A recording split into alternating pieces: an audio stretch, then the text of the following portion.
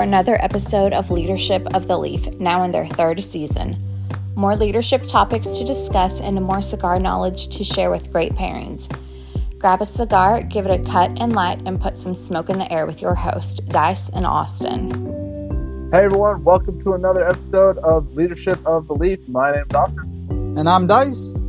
All right, Mr. Dice, we have part 2 of our interview with Tim Swanson, where we're smoking Obrigado cigars from American Viking. We're talking with Tim Swanson from Cigars Daily and American Viking.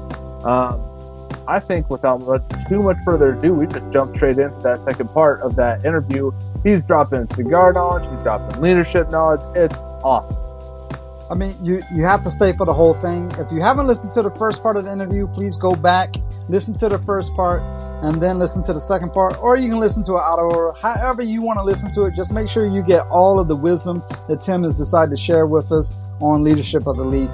Without further ado, let's just go to it, like you said. Yeah, if there's one like lesson to take, like I think probably the only thing that I did that mattered is that when the grab for the brass ring sort of showed up, I threw myself at it with my with eyes closed and arms open. I just dove right off the edge of that cliff and said, I'll give everything to it. And then perpetually tried to answer the question, what does Cigars Daily need me to be for it to be successful? And that's a question that has been with me a long fucking time. I still ask myself that. What do I need to be today for Cigars Daily to win tomorrow? I don't think you should ever stop asking yourself that, because if you ever stop asking yourself what your company needs you to be and win, especially as a leader, you relegated yourself into mediocrity and coasting to whatever you do. So if you're not asking yourself, how can I grow? How can I be better for my company, my people, my whatever? You're just kind of coasting. You're not really doing anything. You're not growing as a person. Yeah. You're not getting company. We call it jellyfishing. Yeah. You're just sitting absolutely. there, just sitting there, filtering through the water, taking whatever feeds you, and just doing nothing but filtering through the water.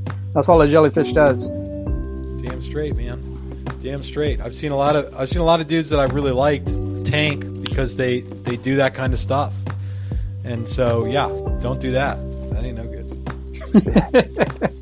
Well, because that actually answered my question, because I was going to ask, you manage the cigar shop, a YouTube channel, everything about Cigars Daily Nation. I know you have moderators for a lot of this stuff, and I've seen Cigars Daily live, and I think part of some of the appeal, and you were just talking about this, was it last night, 2 nights ago? It was last night. You were talking about the boom mics that you just got for your studio, and I was sitting there cracking up about it, because as podcasters, I'm sitting here, I'm like, man, I wish I had nicer stuff. And so all your guys are sitting there making jokes about boom mics and, mouths towards the microphone so they can hear each other and this, that, and the other. It cracked me up, and I was like, man, I just feel like I'm in the lounge with these guys, even though they're producing a show. I feel like I'm in the lounge, and I sit back and chill with them and just sit there and joke and type my comments and whatever BS I got to throw your way.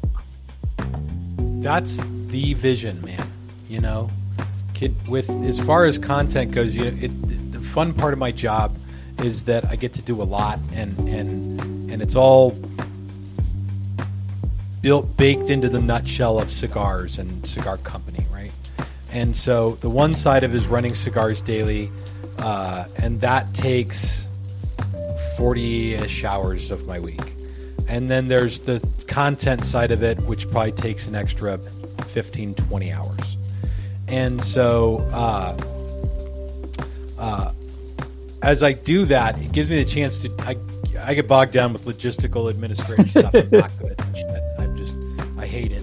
And so every time I get a break away from that and do something really creative, it enthralls me. But the social media side of it, to me, like, it's a science. Like, for me, social media is a science, and I study it. I want to understand it and understand how to. When I tell people we make the best damn cigar content online, that is the mission. Like, how do I make the best damn cigar content online, and what is the DNA of that? How do I, I probably have a better built philosophy around, social media and content and engagement and community than I do really around even the knowledge of cigars, which I love to talk about. But for me, that's like, yeah, that's the light at the end of the tunnel is when I get to break away and do something creative and in a very structured way to, you know, to meet people where they're at and connect cigars with the life that they're living.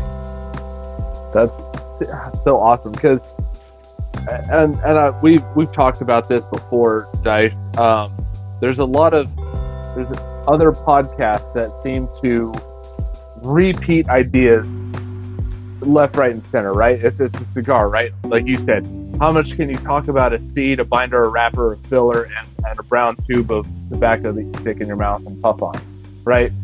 So I'm curious, you keep seemingly coming up with ideas and other media channels, like, you know, how do you continue to come up with these cool, new, creative ideas for Cigars Daily, Cigars Daily Nation, all of this stuff, Cigars Daily Live? I'd love to know your process. Are you just that creative of a person and I just need to suck it up, or? I don't think I'm very creative, truth be told. Sorry, I'm lighting another cigar over here. No. You're good. What? Big, huge crack in the wrapper. I better get something else. I was just noticing you didn't use a cutter. Use your thumbnail. Yeah, I use my fingernail. I just kind of make a serration around the edge of the cigar and then pull off the cap. That's awesome. In the factories, they do it different. They do it fucking cool in the factories. Yeah, that's not even the one I want. Looks like you have a bag of cigars. Yeah, what a dilemma, right? This side, just like, hang on, guys. Let me stop. Let me pull open this bag of cigars and figure out exactly which one I want. And never mind the humidor that's literally right over your shoulder. Yeah, I didn't want to get up though. So coming up with content is a simple formula for me, and here's how it is: the internet is in my mind a big, huge conversation going on all the time. And so everybody's speaking into this conversation, whether they're a content creator or an influencer, whatever you want to call them, or whether they're just commenting on a post or putting up a Reddit, whatever the fuck you do on Reddit. You know, these guys are all speaking into this conversation. And inherent to any conversation is questions. And so if you can listen to the larger conversation about any topic like cigars and determine what are the questions that are sort of at the beating heart of that community, you can answer those questions. And as you answer those questions, you can speak into that conversation. And if you can do it in a way that's clear and concise and captivating, then you can make good content. And that's what I do.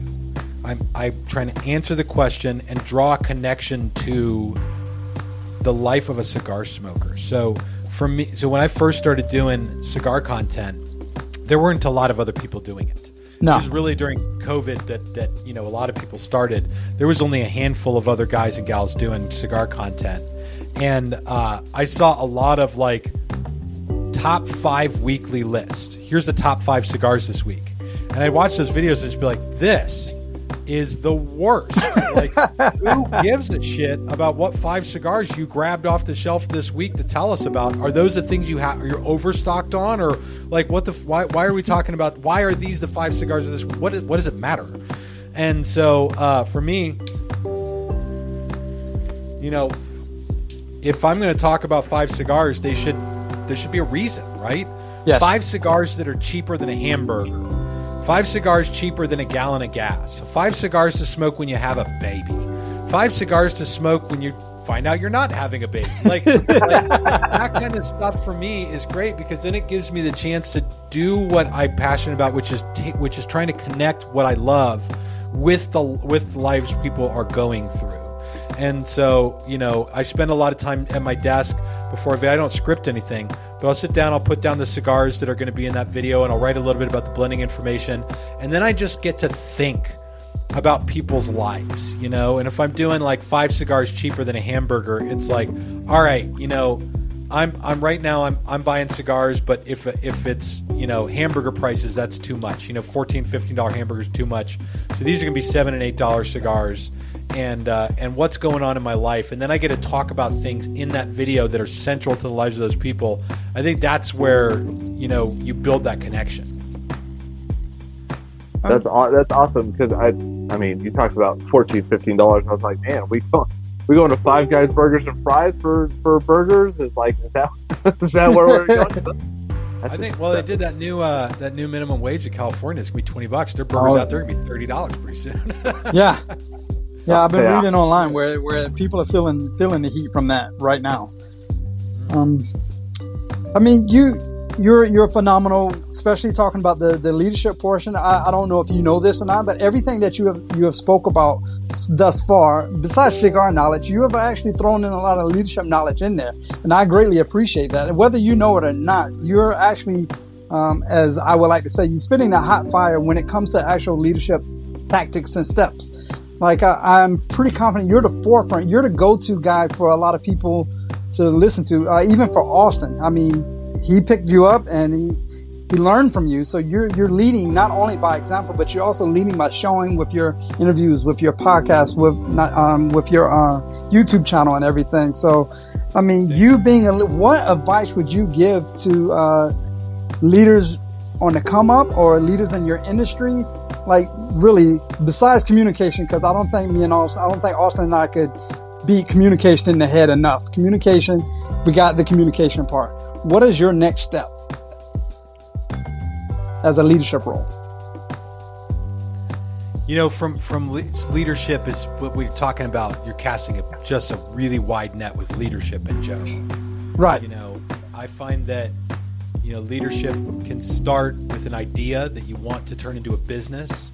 The vision. Leadership can vision. Leadership can, and it carries all the way through to your established, your operating, your managing. Communication is a good one. For what I do, the best advice comes from the vision stage of it. I think there's more people probably with a vision to start something and do something, maybe even than there are leading. Or there's people who are leading in a capacity they'd rather not be, and they'd rather be doing something else. Usually, the biggest thing that I see right now that stands in the way of leaders leading is fucking starting. And I talk with more people that want to open a cigar shop or start a YouTube channel or launch a brand new brand of cigars. I mean, every week a conversation about one of those things. Every single week. And I a long time ago, I used to have long conversations with these people because I've developed my own view on all this stuff and I'm happy to share it with people, but I'd spent a lot of time talking and then people never really did much with it. And so now I've really dialed back. And when someone comes to me and says, yeah, I want to start a new YouTube channel, my advice is go put out 12 videos and then come talk to me. Because I can tell you for 2 hours how to make videos, but if you never make the first one, I've wasted both of our time. You know? So fucking start. That's the biggest thing. And then and that's with any vision thing, right? Right. On another front, if you're talking about a business and you want to start a business, you want to be a leader in that capacity, then the question to answer is, what is the shortest distance between launching your idea and it making money? Like, you don't need coffee cups, you don't need t-shirts with the company logo on them, you don't even fucking need a business card. I can't tell you how long I ran Cigars Daily before we actually had a business card, and I don't even think I physically have any right now. Everything was about what do we need to do to make Cigars Daily work and be successful. And now we're at a unique position where we're, 6.5 years into Cigars Daily. And, I think probably the thing that Jim and I wrestle with the most is that, at least here, we'll not do something before we do something that we can't do ourselves. So there are 100,001 entities out there that want to help you manage your business, and every one of them is a shyster. Like, every one of them just wants to take your money, and none of them, even if they're well-intentioned, will love it as much as you do. And so if you can dive in, like with Cigars Daily, we still do a lot of stuff here. I still shoot and edit my own videos, do them all on my own, uploading all my own SEO optimization. We've outsourced exceedingly little from this company. And so we keep the vision very simple in that way. I could go on about that all night, brother. That's what we're here for, right? We're leaders, and I think it's awesome because recently we were watching. I'm an NBA fan, right? So my team just got recently eliminated from the finals. I'm an OKC Thunder fan, and so I was watching the exit interviews, and I was watching the manager, general manager Sam Presti, and he was talking about this stuff. And he got to ask a question. It was kind of interesting to me, and I want to pose it to you. But he was asked about culture and what he did to build a culture for his team, and how did he make his players so selfless. And it was a very interesting answer because he basically said, "I didn't do anything.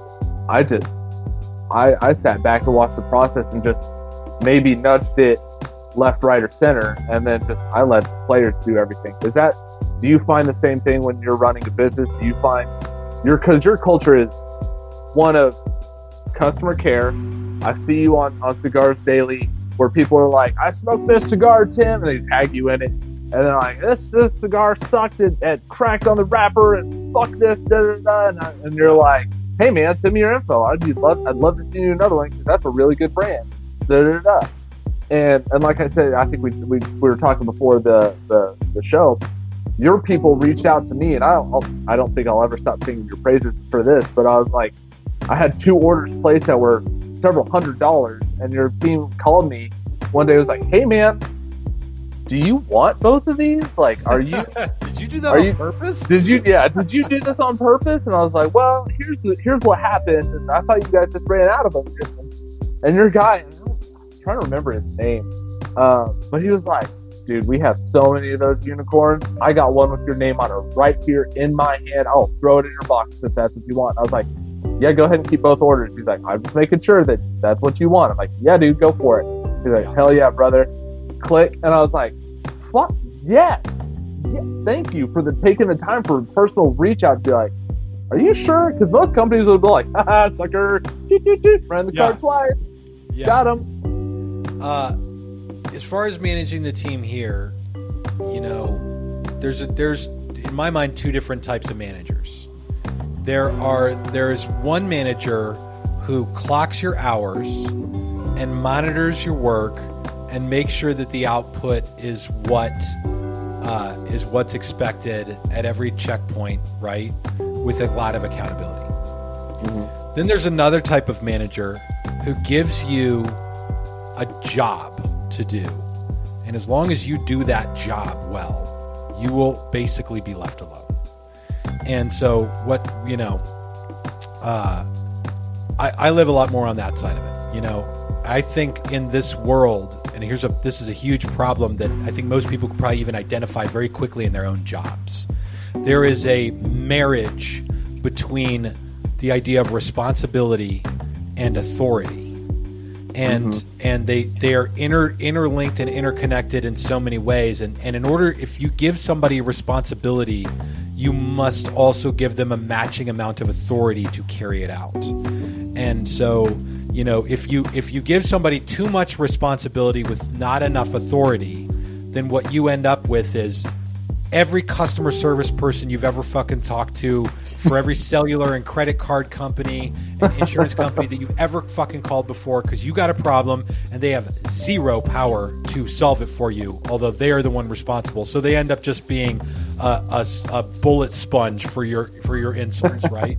Correct. And so if you have lots of responsibility with no authority, then what you end up is basically subservience. I mean, your life sucks.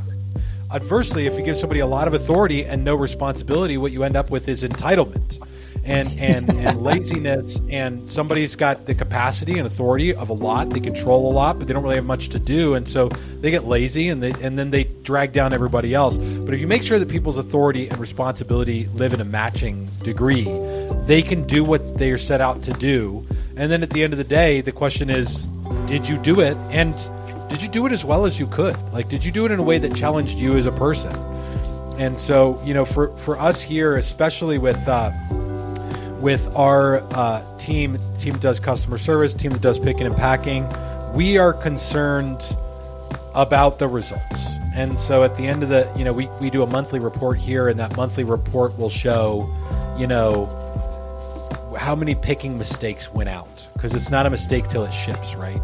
So Right. like, did the wrong cigar get picked and put into a box? And if that happened, we know for each person on staff how many mistakes they picked and how many mistakes they shipped, because that's two different things, right? You pick the order, you bring it in and ship it, and nobody packs the orders that they picked.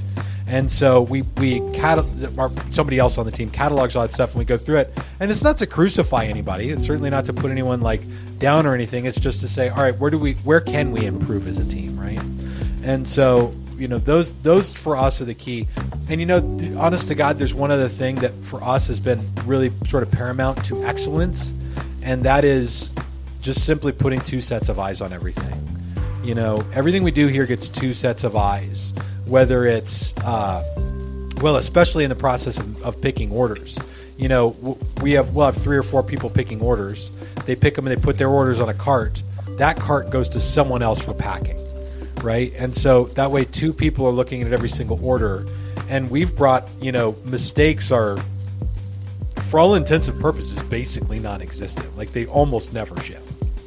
And that's really cool. I mean, you get thousands of orders in a month, and you can look back and say, okay, we had 9 mistakes this month. Yeah. And that's a really good feeling. But anyway, it's a very long answer to your question. No, it's great. I love it. Just to go back a little bit, because I actually had the same conversation you had, where people have asked me before, like, how do I start a podcast? How do I do that? Give me some tips and all that. Not that I'm an expert at it at all. I think Austin, we've been doing this for a little over 2 years now, going on 3. Yeah. But essentially your answer is what I gave them. Like, I can give you tips and tricks of the trade and all this type items, but the number one thing to do is do it. See how you sound. Listen to your content.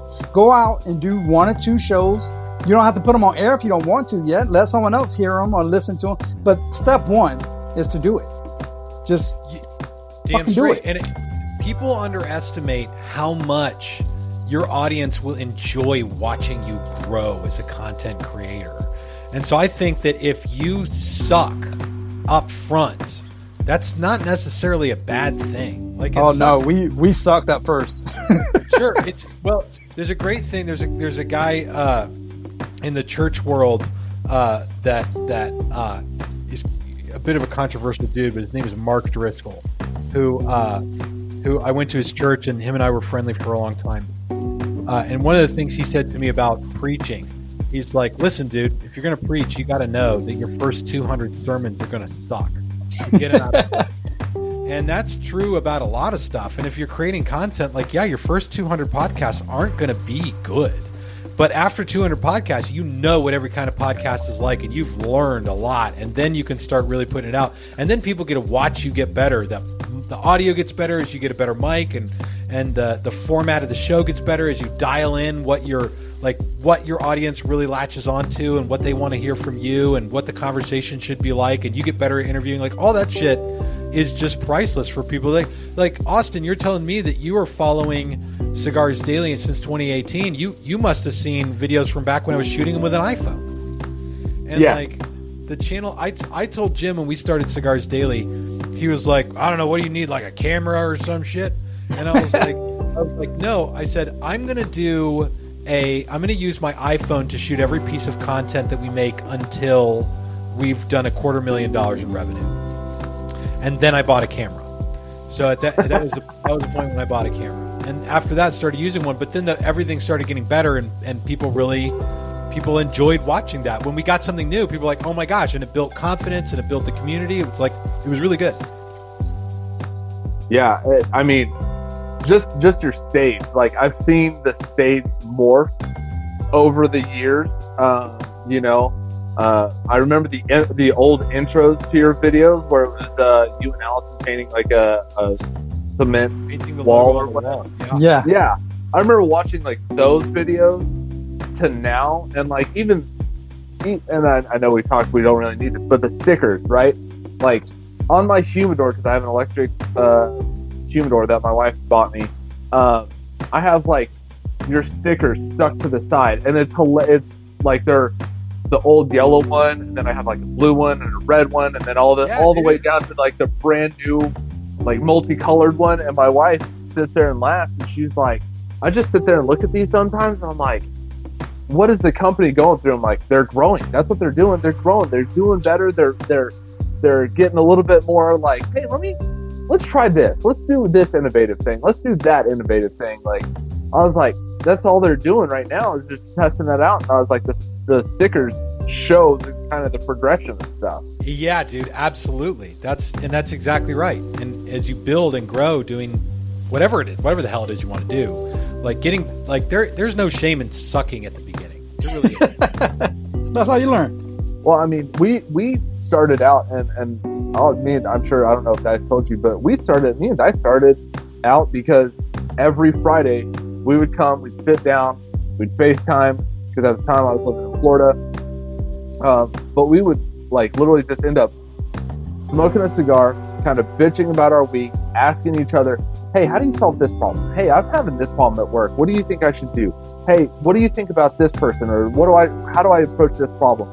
So anything like that. And we're just sitting there. I think we did that for 2-3 years, Dice. Mm-hmm. And then finally we were like, Dice goes, we should do a podcast. And I was like, fuck, a podcast? Are you serious? And he's like, why not? And I was like, I mean, you know what? I literally, I think my exact words were, fuck it. Let's give it a shot. Awesome. Yes, exactly. I love that.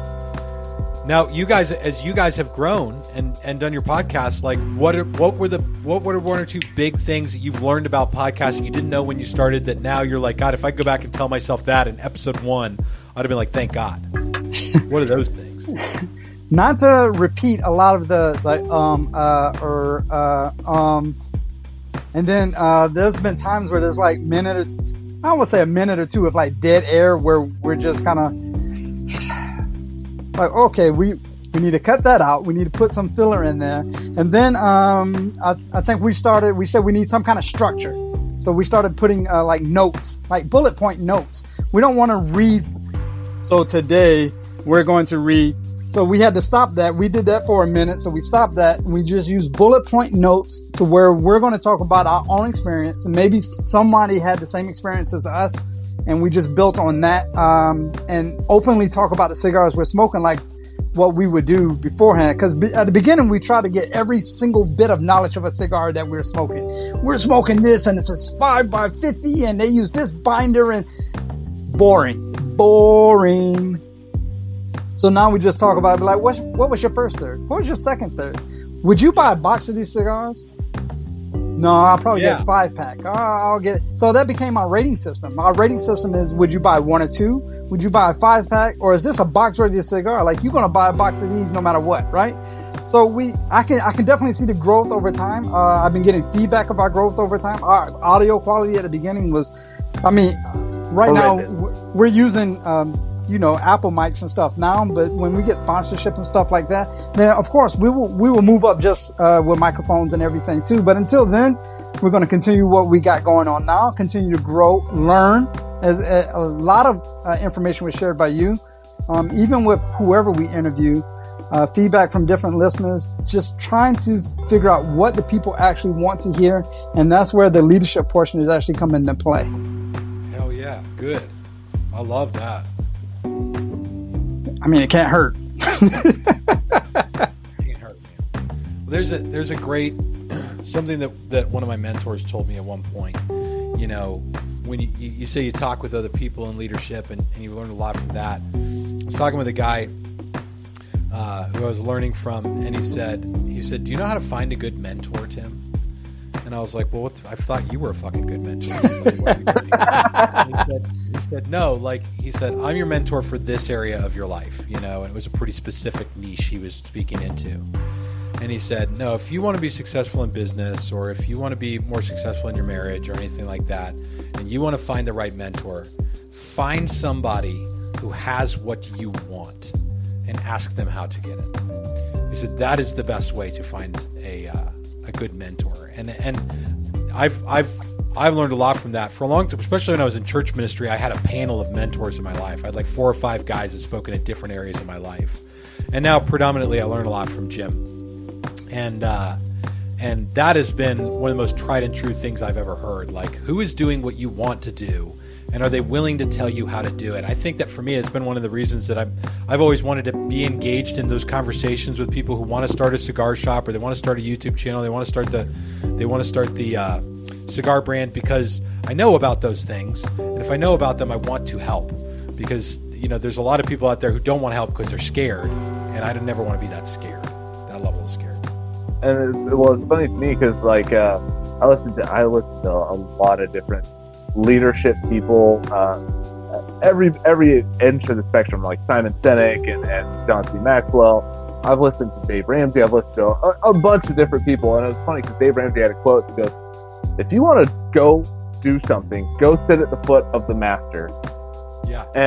And you learn from go sit at the feet of the master and learn from him. If you want to be a black belt in karate, go find a black belt and learn what they're doing. Figure out what they're doing, right? If you want to be the next Bruce Lee, you want to be the next Steph Curry, you want to be the next whoever, go sit at the feet of those people, study what they do and emulate that and make it, your own and go forth and conquer. Because it's the same thing. It's the same thing with anything. You want to have good marriage, you want to have a good cigar brand, you want to have a good stick, a podcast, whatever the case is. Go find somebody who's doing it. Learn what they're doing. Learn from their mistakes. Learn from their triumphs, and make it your own and go do. All right, we're gonna go to a quick little break. We need to break it up just a little bit to give people a little breather here. More Tim is coming. This is our final segment with Tim. It is 100% enjoyable on my part, 100% enjoyable on everyone's part. I hope you're enjoying it. Austin, are you enjoying it? I love this. I'm thoroughly enjoying the crap out of this conversation. All right, so we're going to continue it right after this break. Have you ever wanted to suggest a new leadership or cigar topic to your favorite podcast? I would like to, but I don't think they would listen. Well, that's not the case with Leadership of the Leaf. Really? Yeah, only thing is you need to do is comment on their Instagram at Leadership of the Leaf, all one word, and they'll listen. I'm on the Instagram page right now. There's a link in the bio. I can even email them. You can also send them a private message, and they'll respond to your query. Queries?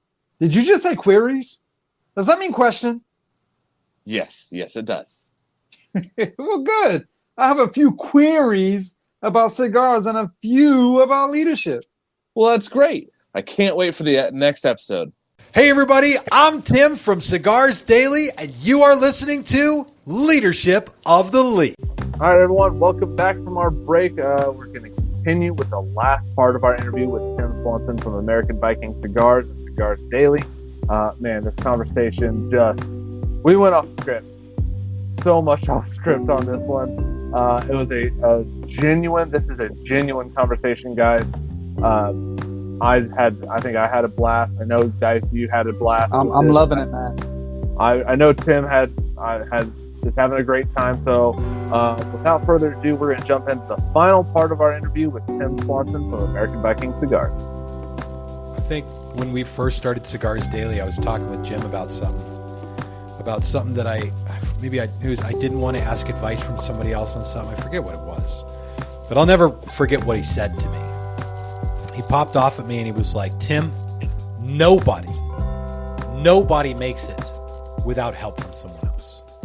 And this is the opposite of like fucking alpha advice, right? The alphas out there, they're all over the internet, and they're like, a real man gets out of bed and beats a bitch to the floor. He just conquers every man that he sees. And I, he was really straightforward with me. He's like, when I got into business, I had mentors who taught me what I knew. And he said, and now I'm teaching you a lot of what I know, but nobody does it without help from somebody else. So don't ever disillusion yourself that you even think that you can just do all this without learning from other people. And he was not like, he's never been, the dude is 77 years old. He's never been bashful about that. Like, even now, he'll learn anything from anyone that he sees any value in, That's awesome, because I think there's a lot of people that are well, I don't want them to think that I'm dumb or that I don't know or whatever the case is. So I don't want to ask the question, because they might think less of me. No, they're not going to think less of you. They're just going to give you the no shit answer. If they're a true mentor, they're going to give you the no shit answer. They're going to give you everything you need to succeed, and they're going to watch you succeed and be proud of your successes. Yeah, dude, straight up. I mean, there are plenty of people who look down on you and spit on you. They just show you that they're a person you should get out of your way, out of being in your way faster, you know? Right. Go away from the toxic people, the people who don't matter, and go do. Go to the people that want to see you succeed. Well, there's a you know, I've discovered on the YouTube channel on Cigars Daily that the one thing that kills viewership and listening faster than anything is talking about like spiritual shit. But I think there's something principally in the Bible that I picked up. So Jesus is roaming around doing miracles and shit, and he's got his guys around him, the disciples, right? And he's got his close guys, and one of those dudes is this guy named Peter. He's the one that walks on water eventually, right? But Peter was basically like the guy, you know that guy that you hang out with in your friend group who basically has like no social filter, and he just kind of says what he thinks, and he's willing to look stupid and sound stupid, and he's, you know, and Peter is the one that gets the most embarrassed in the Bible, that Jesus is like, "Get thee behind me, Satan." And Peter's like, "Oh, fuck, was I in the wrong there?" Like, but the dude learned and became one of the pillars of the church because he had that education, and he wasn't afraid to embarrass himself in front of, you know, the guy that he worshipped, right? So, like, Yeah. I think in this world, if you can be that guy that's willing to come along under the tutelage and put your own ego aside enough to say, all right, I'm the Padawan, you're the Jedi, you know, teach me how to lightsaber, whatever. Teach me how to Dougie. Yeah, right. Yeah, no, I think it's great, because I think we've said this before. There's no beam of light that comes down at a certain point in your life that fills you with all the knowledge that you need to succeed. Like, you don't turn 18 and go, boom, I know exactly how to adult. There's no beam of light when you become a manager or a leader that says, boom, here's all of your knowledge that you need to know how to lead this team in this way to succeed. None of that happens. Everything is either trial and error, and you learned a lot on your own and you made a lot of mistakes alone, or you had a mentor that said, hey, dum-dum, move over here, get off the railroad tracks, because that thing's coming to run you over. You're, oh shit, I didn't think about that. Yeah, you either failed your way to success, or you were smart enough to listen to someone who did, right? Like, that's the basic formula. I'll tell you guys, you didn't ask me about this, but this is something that's been on my mind a lot lately.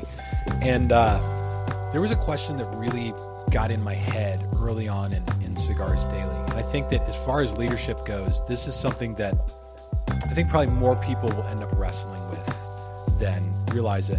And I don't know if this is anything that gets talked about a ton, but the question that really struck my mind was, do I have what it takes to be successful, but not from the standpoint of like, can I achieve success? But from the standpoint of, if I have become successful, can I maintain being successful without destroying myself? And you see this a lot in business. You see this a lot, or really any leadership area. I mean, in the military, I think you probably see this. People who achieve a certain level of status, they either think that the rules no longer apply to them and they're above the rules, or they're not self-aware enough to not derail their lives and self-destruct. I became really worried about this at Cigars Daily in the first couple of years, because it was going well. Things are still going very well. And it was like going from church ministry to the success of Cigars Daily was not something I ever anticipated. I sort of thought I was going to be a pastor till the day I died and just earn a medium wage and be that guy and get by. And then I started having like real world success. But I also noticed that I was not well personally in a lot of ways, like compulsively. I was eating a lot. I was drinking a lot. And like, there was a lot of like stuff going on in my life that I was like, God, I don't like, literally, I was like, what if something happened and suddenly I had huge success and access to, like, at that point I was making enough money that I could pay my bills and still have a little bit left over. Like, for me, that was big success, to not be living paycheck to paycheck, right? Right. But also, I already saw that with just a small amount of success, I was already not well. And it really highlighted something that was probably already there in my life that it just brought to the forefront. But then I started wondering, do I have what it takes to live a successful life? And for the last 3 years, that has been my mantra behind the curtains at Cigars Daily. Like, how do I be personally successful in a way that creates meaningfulness in my life outside of, you can make a lot of money, you can have a lot of notoriety, and it won't make your life any better. And people told me that my whole life, and I thought that was bullshit. I thought if I could just have a little bit of money and a little bit of fame or notoriety, that I would be happy. And sure enough, to discover the second that anyone knew who I was or stopped me on the street and said, "You're Tim from Cigars Daily," it didn't make my life any better.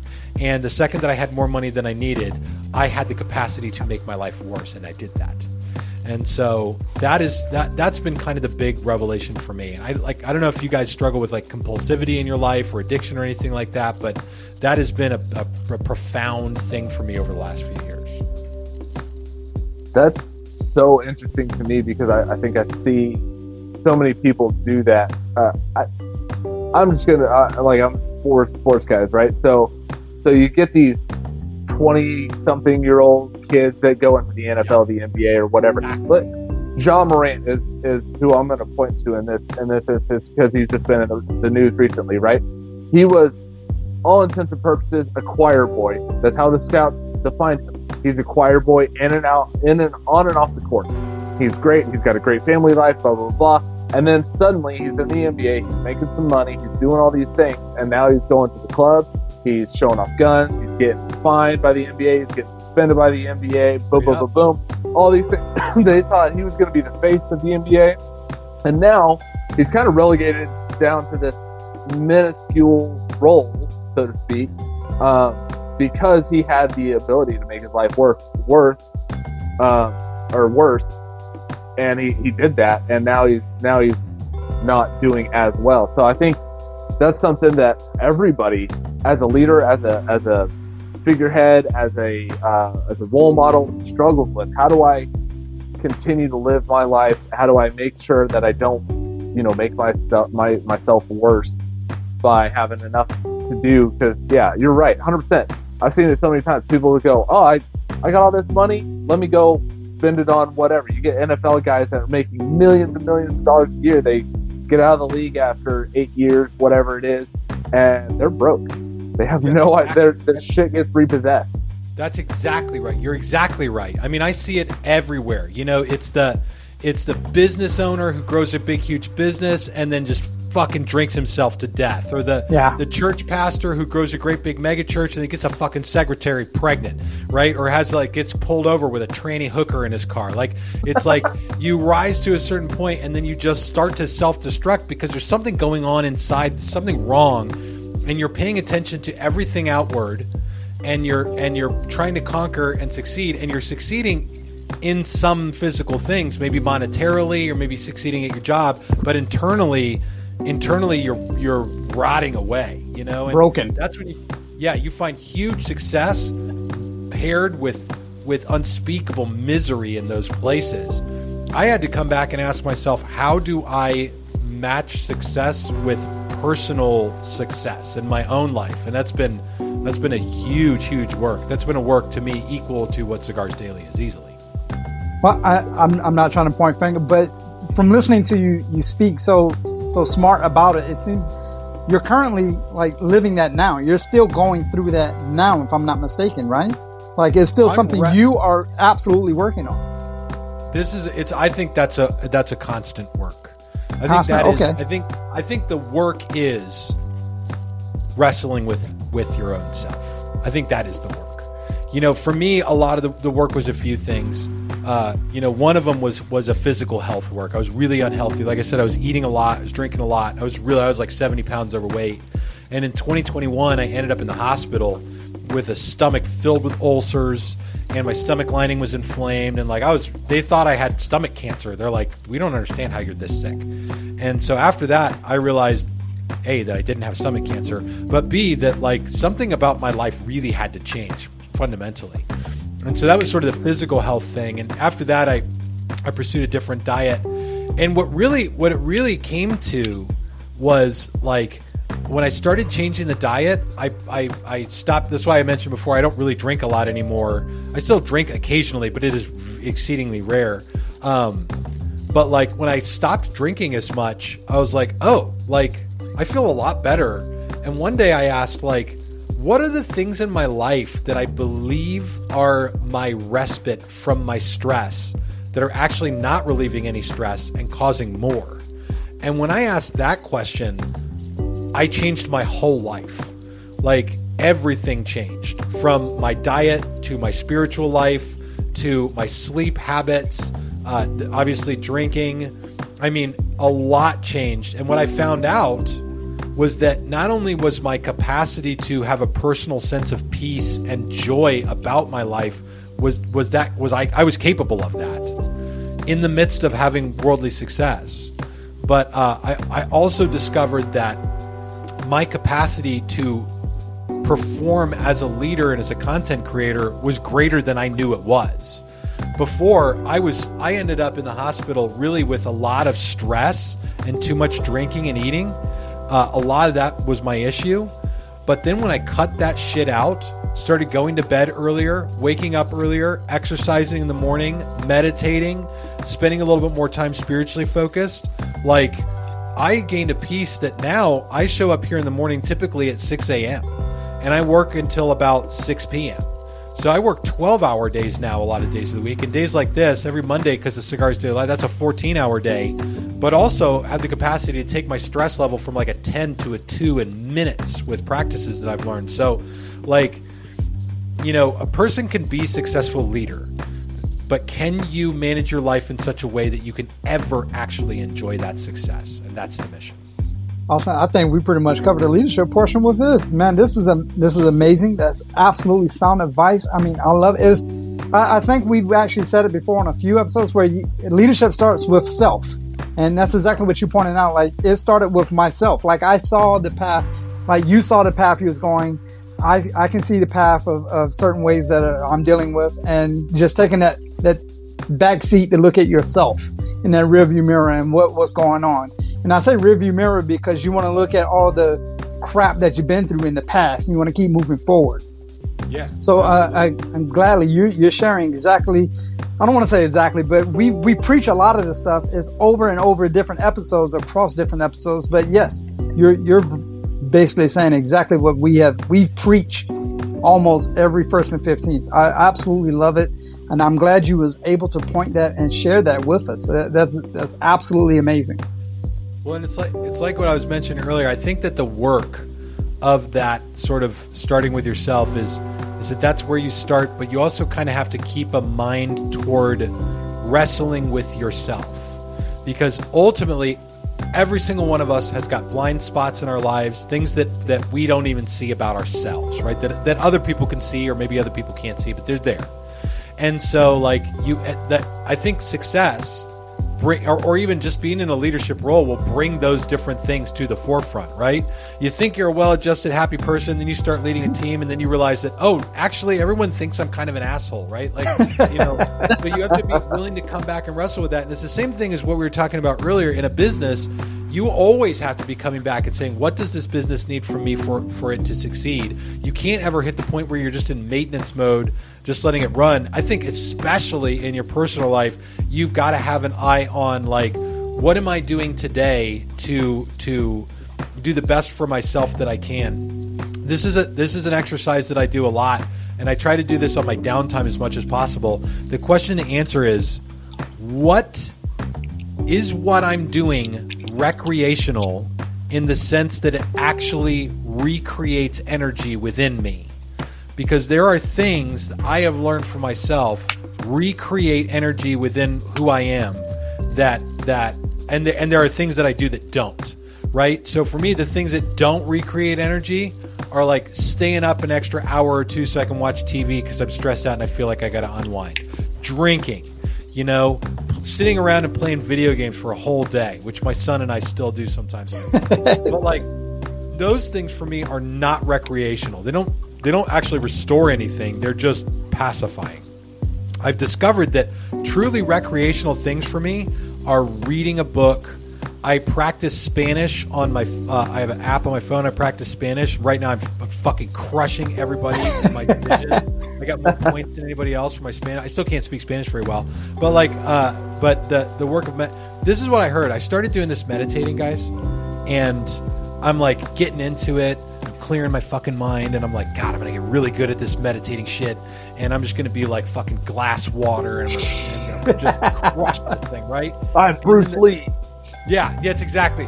And then the guy is like, the guy who's doing the meditation thing, he's like, the most experienced, meditators and yogis have spent their whole lives to get to the point of stillness. And I'm like, wow, fuck, no. That's not good. I don't want it to take that long. I want to do it like this morning. And so, but again, it's all about, that's the work. You have to keep coming back to that work. And like, if you meditate, you try to still your mind. What people discover about themselves is that you can't still your mind because you are not your mind. Your mind operates actually separately of who you are. And so you can sit and try to be quiet, but thoughts will come into your mind. Your mind is always working on its own. So to try to quiet that part of it, to try to quiet that sensation right there, that is the everlasting work of a meditator. And then that all goes back into, sort of what are the things in your life? What is dragging you down? What's making you miserable? Is it something you can get rid of? If it's your wife, then don't do that. Try to love her. Just, come back to her and try to get unity. But yeah, it's a constant work. Yeah, that's funny because I do yoga quite a bit, and my yoga teacher, she challenged me. She goes, count. She's like, when you're holding a pose, she's like, count to 20, and only count to 20. And I was like, easy, done. I got to like 11, and I was like, I wonder what I'm gonna have for dinner tonight. I'm like, oh, yeah. And I'm like, this is hard because I'm like, and I'm holding this pose, so I'm focused on all my joints and everything, make sure I'm holding everything correctly. And she's like, no. Don't think about your joints. Don't think about your muscles. Just hold the pose and count to 20. And I was like, why is this harder than I think it should be? My 6-year-old counts to 20 on like 6 days a week, like in the back of the car, and that's all he does. And I'm like, God, I wish I had his focus on certain things. Now, granted, the kid takes 10 minutes to take off his clothes to go in the shower, but I'm like, this dude could sit there in a car and be like, 1, 2, 3, and I'm like, gee, I wish I had your focus on that aspect. Dude, that was actually exactly the thing when you said focus. That was exactly the thing that drew me toward the meditation aspect. I was watching a fucking TikTok video. Okay, this is no joke. Do you guys know Ray Dalio? You familiar with him? I'm not. I will Ray be after Dalio. this. What's Yeah. that? I will be after this.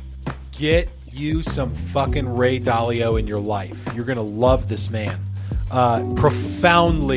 Profoundly successful leader, profoundly wise person. Also happens to be worth about $12 billion. And in a video that he did, I saw him say, he said, any success that I have had, monetarily or otherwise, I attribute to the fact that I meditate. And I was like, damn. Like, that's a hell of a statement, right? And then I started looking into meditation, and the thing that drew me into it, other than him saying that, was the idea that you could, through meditation, you can learn to focus your mind and harness the capacity to focus on what you're doing during your day for longer. So I really saw the meditation aspect as a way to become better at Cigars Daily, specifically the job that requires the logistics and stuff I said I really suck at, right? So I'm looking at this, I'm like, well, if I can focus for longer during the day without getting distracted and somebody walks by my office and suddenly I'm off doing something else, I would be better at my job. And then when I started doing it, I found exactly, Austin, the challenge you were talking about, that like that focus is fucking elusive as shit. Like that's hard to like they're like, yeah, you're going to breathe. It's a breathing exercise. Just start breathing and count to 10. That's fucking hard, man. Yeah. Yeah, you're like 1, 2, 3. What am I having for dinner? I wonder what this person's doing. Hey, that guy walked past my window. Why is there a bird over there? And you're like, oh, what the fuck am I supposed to? I'm supposed to count to 10. I got the 4. Yeah. I like it's super hard. Baked into that, by the way, I'm sure you guys have got other stuff to do, but baked into that very practice right there is also the ultimate challenge of like self-forgiveness. Like when you're in that, because there ain't nothing more frustrating than sitting down and trying to do something and not being able to do it when it's work you're doing with your own mind. So sit down and breathe, or sit down and hold downward dog or whatever position you're in and count to 10 and not being able to do it. You get frustrated with yourself. So anything that pushes you to say, okay, this is okay, I'm good with who I am, and if I can come back to this, if I can come back to the counting or come back to the focus, I'm just going to say good job to myself and let it be and keep going. Like I think that builds strength and confidence as a leader. Oh, yeah, I would 100% agree. I would definitely agree with that one. Self-forgiveness is hard. Dude, this is the shit I fucking love talking about. Thank you. Yes. I like talking about cigars, but this is my fucking jam right now. Well, that's what we're about. We want to talk about some cigars at the beginning, but we really want to get in the melting pot of the actual people. Like, what are some ideas that like, you already shared? Like, what's some ideas that we can focus on? What's some leadership aspect of? It's not just smoking a cigar. Even for me, like you guys were talking about yoga. I'm sorry, I don't practice yoga. Maybe I should give it a shot. But for me, I know sometimes late at night, it could be a Saturday night or whatever, like midnight or so, and I'm just laying in bed awake. So I would get out and light up a cigar and just sit in my back patio and just look at the stars, or try to look at the stars. There's not many here in Vegas, but pay attention to what's actually going on around me instead of thinking about, what bills I got to pay next week, or I hope the car doesn't break down, or whatever the thought process is. I'm not as enlightened as you guys are, but I do practice some sort in that direction. And that's how this whole cigar came in about. Like, cigar to me was my yoga. Yeah, and I think that's exactly what it is. I mean, Winston Churchill famously talks about this. Winston Churchill used to write letters to his mother, okay? And she really didn't like the fact that he smoked cigars. And so in these letters, they'd write back and forth to each other. He'd tell her how he's doing, in school and stuff, and she'd just implore him not to smoke anymore.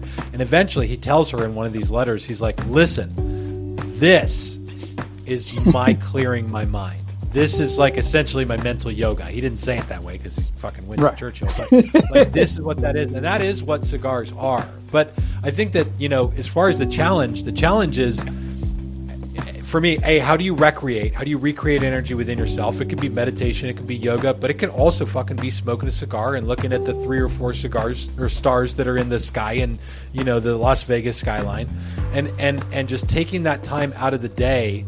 I think for most people, the challenge would be, can I sit here and smoke a cigar? This would be a challenge equal to counting while you're doing yoga or counting while you're breathing and meditating. Can I sit and smoke a cigar and be at peace with who I am without pulling out my fucking telephone? Right. Oh my goodness. I don't even know if I could do that right now. If I could sit down and smoke a whole cigar on my back patio without pulling my phone out one fucking time. Now it's a temptation for me because I always want to answer comments and questions and shit and like engage with people, but like that's hard to do now, Yeah, absolutely.